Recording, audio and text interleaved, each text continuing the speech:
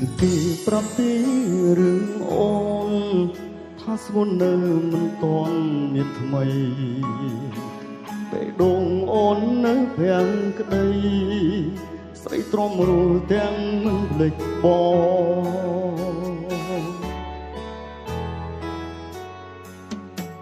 គេថាអូននៅដូចមុន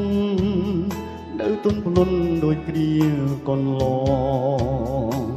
នៅតែរំលឹងពីបងលឺម្ដងទ្រូងបងស្ទើរបា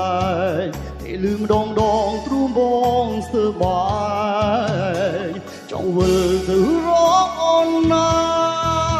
អតីតសងសារចាស់បងអើយតែយើងបែកគ្នាយូរហើយ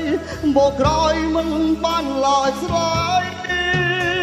ចង់វិលរកសងសារចា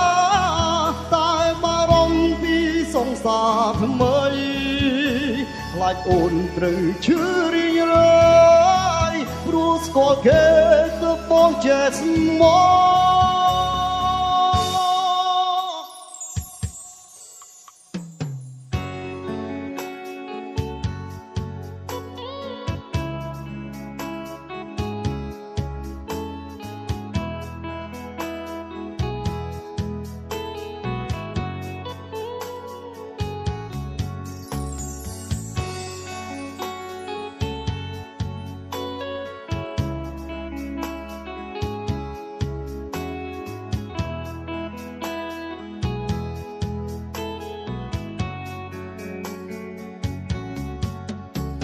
គេថាអូននៅដូចមុន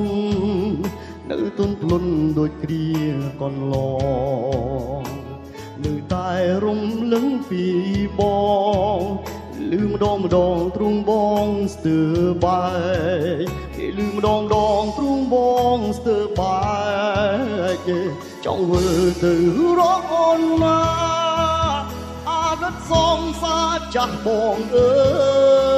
យតែយើងបែកគ្នាយូរហើយមកក្រោយមិនបានឡើយថ្លៃ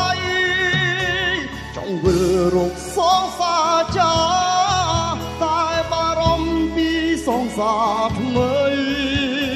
ខ្លាចគេត្រូវឈឺរីងរាយព្រោះស្គាល់គេទៅបងចេះស្មោះ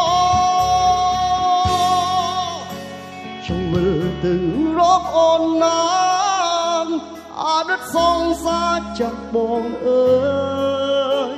តែយើងបែកគ្នាយូរហើយបកក្រោយមិនបានឡើយថ្លៃ